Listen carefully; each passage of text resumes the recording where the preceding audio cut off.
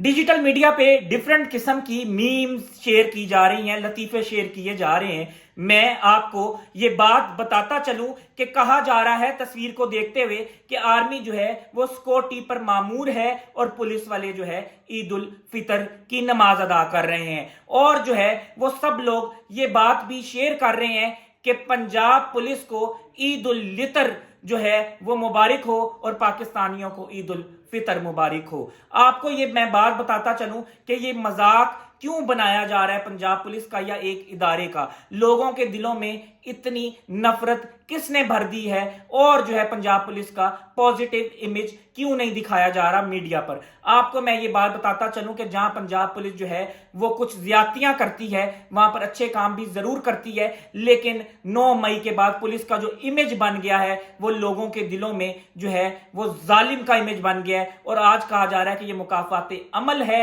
और ये जिसकी लाठी उसकी भैंस, अंधेर नगरी चौपट राज है कि पुलिस वालों ने जो ज्यादतियां की थी आज उनके साथ वही ज्यादती हो रही है। और पुलिस वालों को तब सोचना चाहिए था और जो है कुर्सी का, पावर का नाजायज इस्तेमाल नहीं करना चाहिए था। मैं आपको ये बात भी बताता चलूं कि जब 9 मई वाकया हुआ था तो वो गलत था और वहां पर जो इंतशार फैला था वो इस वजह से फैला था कि उन लोगों को रोका नहीं गया था। क्यों नहीं रोका गया था इस बात पर बहस होनी चाहिए। उनको रोकना चाहिए था, चाहे कुछ भी करना पड़ता उनको, चाहे लाठियां बरसानी पड़ती, चाहे आंसू गैस जो है वो फेंकनी पड़ती, लेकिन उनको रोकना चाहिए था। क्योंकि इदारों पर जो है वो उनकी तोड़ फोड़ करना किसी को इजाजत नहीं है और रियासत की जिम्मेदारी है कि वो लॉ एंड इन्फोर्समेंट एजेंसीज आती और उनको रोकती। लेकिन कोर कमांडर हाउस जो कि जिना हाउस भी कहा जाता है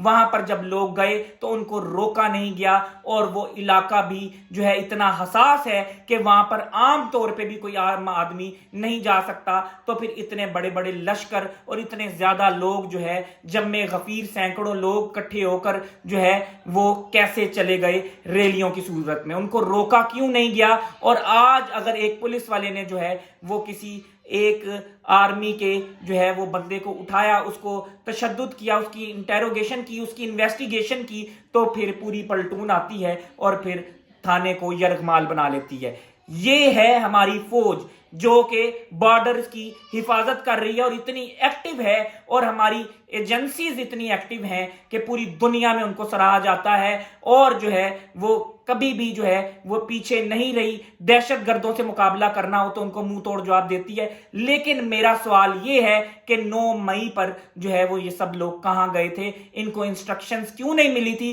कि इन लोगों को रोका जाए। ये नहीं रुकते तो डंडे बरसाए जाएं, ये नहीं रुकते तो आंसू गैस की शेलिंग की जाए, ये नहीं रुकते तो इनको किसी भी सूरत जो है रोका जाए। क्योंकि वहां पर जो है वो जब आते हैं 100 लोग, उनको नहीं रोका जाएगा तो फिर 1000 लोग और आएंगे, उनको देखा देखी, और इस तरह आज सैकड़ों हजारों लोग जो है वो जेलों में पड़े हैं। तो हमारी इतनी बड़ी फौज, इतनी दुनिया की जो है पहले 5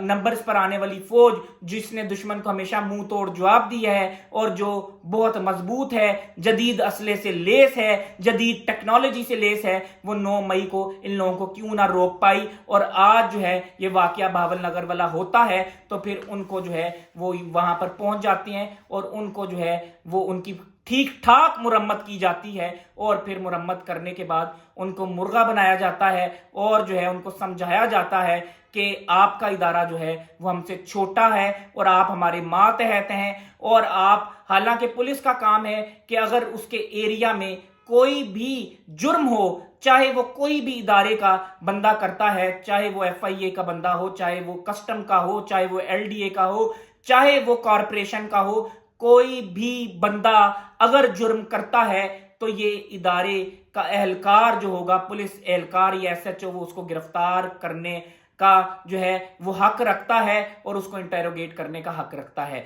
जैसे कि एक गवर्नमेंट हॉस्पिटल में कोई भी पेशेंट चला जाए तो उसका इलाज करना एक डॉक्टर का फर्ज है, उसी तरह एक पुलिस वाले का फर्ज है जिसने वर्दी पहनी है कि कोई भी जुर्म करे, चाहे वो अफसर हो, चाहे वो किसी ادارے کا اہلکار ہو اس کو گرفتار کرنا اس کا فرض ہے، اور پولیس نے اپنی ڈیوٹی نبھائی، لیکن ڈیوٹی نبھانا مہنگی پڑ گئی، کیونکہ ایک ہی ادارہ ہے جو سب کی ڈوریں ہلاتا ہے، جو عدالتوں میں بھی جو ہے وہ